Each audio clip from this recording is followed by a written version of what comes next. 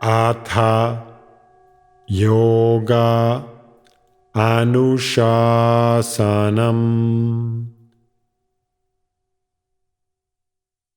Namaste. Welcome to Unravel the Thread, a podcast for people who want to apply the Yoga Sutras to yoga practice and to life today. Available online at simple-yoga.org, where you can also find dozens of videos for practice, hundreds of articles, videos for chanting, and guided meditations, all free resources to enrich your yoga practice. I am Ruben Vázquez, your companion on this journey of exploration. I am grateful for your comments and questions. It really makes my day to know that Unravel the Thread is making a difference in your practice and in your life.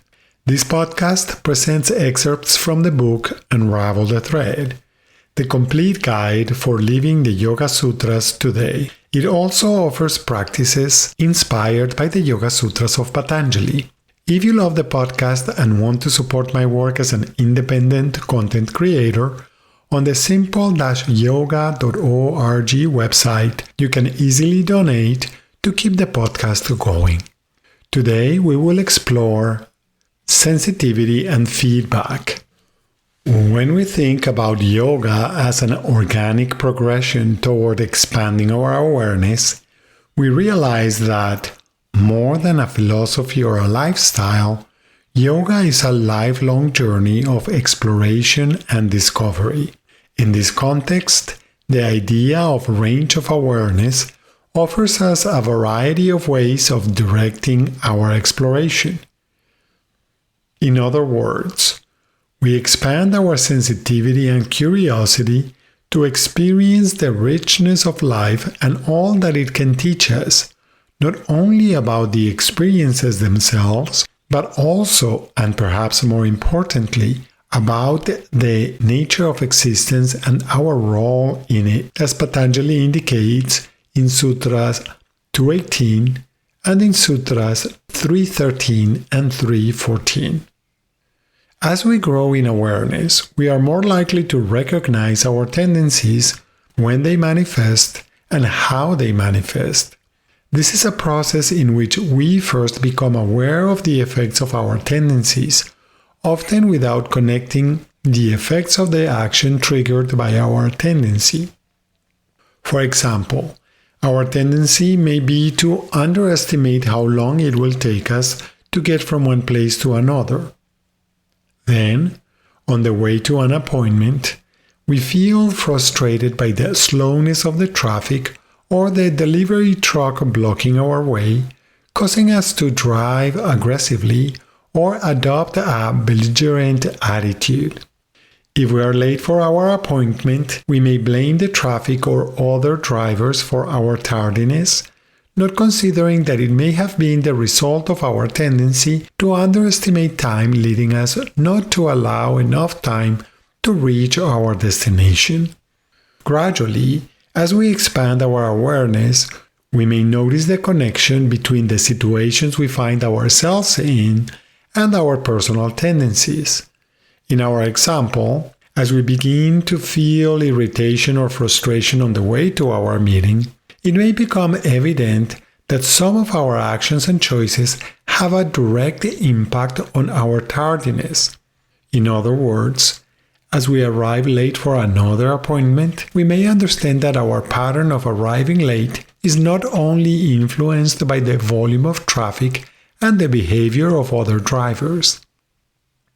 Thus, our awareness creates an opening to understand that there are other options available to us, such as leaving with extra time, to ensure that we arrive on time, thereby showing respect for the other person's time and their commitments.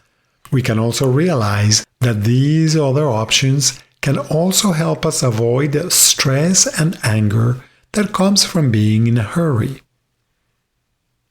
Becoming aware of the patterns in our experiences can eventually lead us to give ourselves enough time to get to our meetings without feeling stressed, frustrated, or annoyed by other people's behavior.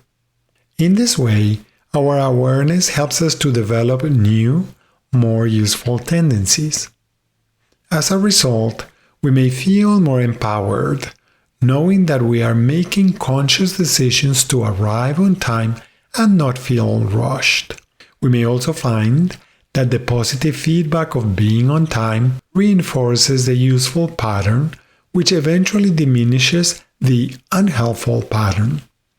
It becomes like an organic process where we do not have to invest too much time and energy as long as we are aware of and have patience with the part of ourselves that clings to some of these unhelpful tendencies.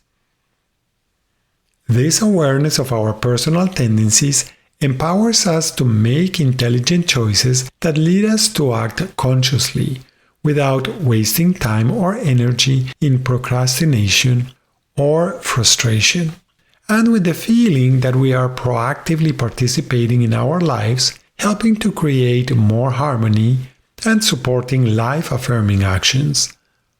Our sensitivity is not fixed and it is not static.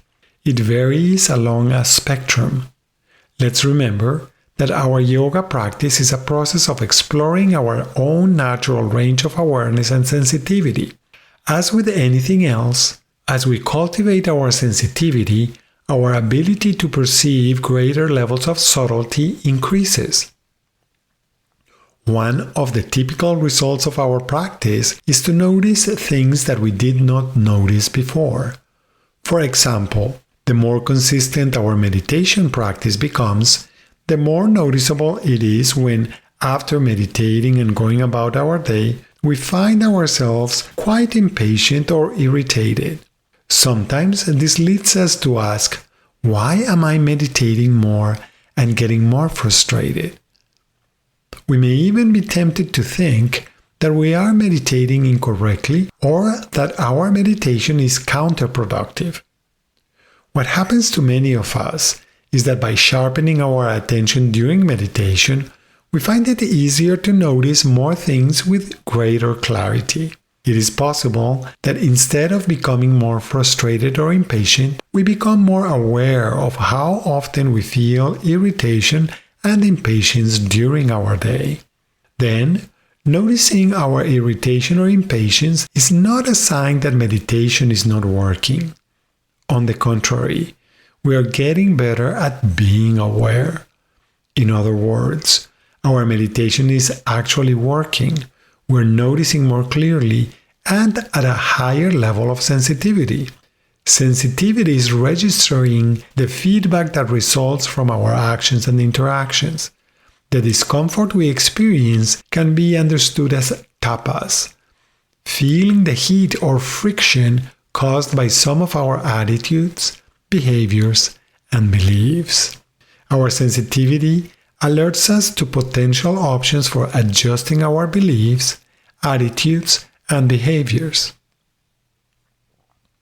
An example that comes to mind is that for some of us, there are activities that we tend to indulge in, such as eating. When we eat something that we like, we may get a very subtle cue from our body suggesting a good place to stop. Although the message is subtle, it is quite clear that we are reaching our satiety point. However, almost immediately after noticing this message, some of us begin to notice an internal process of negotiation taking place in our minds. Something along the lines of, but there is this other dish that I love that I have not tried yet. Or, wait a minute, there is still dessert. A part of us sometimes tries to come up with clever reasons to override the satiety feedback we receive. We might think, well, it's been a hard week with a lot of work. I certainly deserve to treat myself. Or, I have been so good this week, it's okay for me to misbehave a little. Or maybe it is something like, remember, there is another stomach for dessert.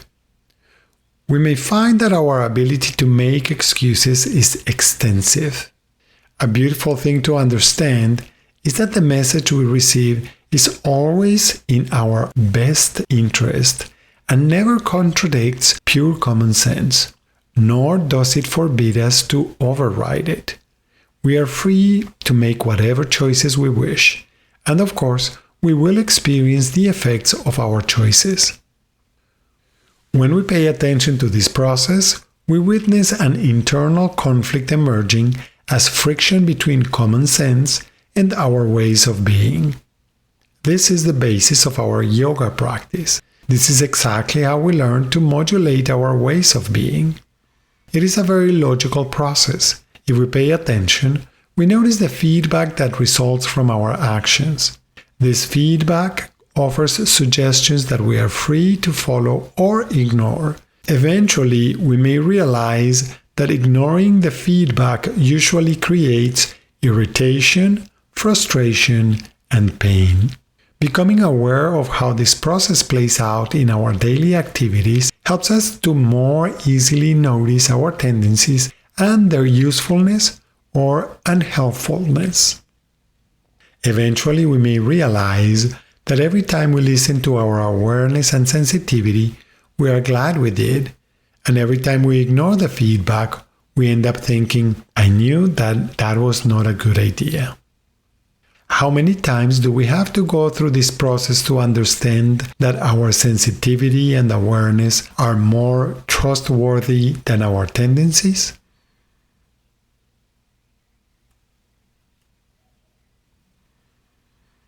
If the distinction between common sense feedback and our preferences is not clear, we can always stop and feel. We may find that our minds are caught up in the blurry boundaries between what we think we need and what we want. If we think about how the economies of many countries are currently structured, it may not be difficult to understand that our societies, like individuals, develop tendencies. For example, economies based on consumption often tend to create confusion between what we need and what we want.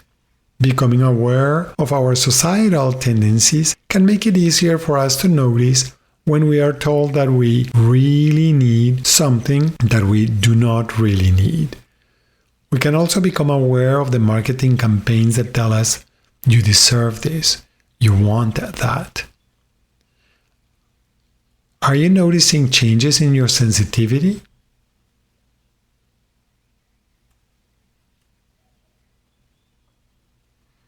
Do you play some of these internal games to override the common sense feedback you receive?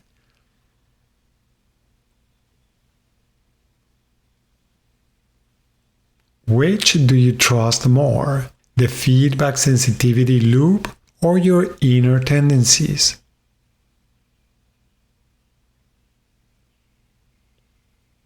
What happens when you follow your sensitivity?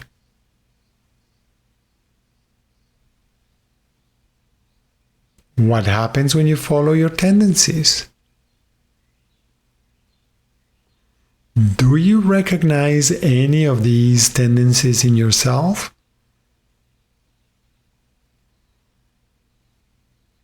Do you recognize tendencies in the society in which you live?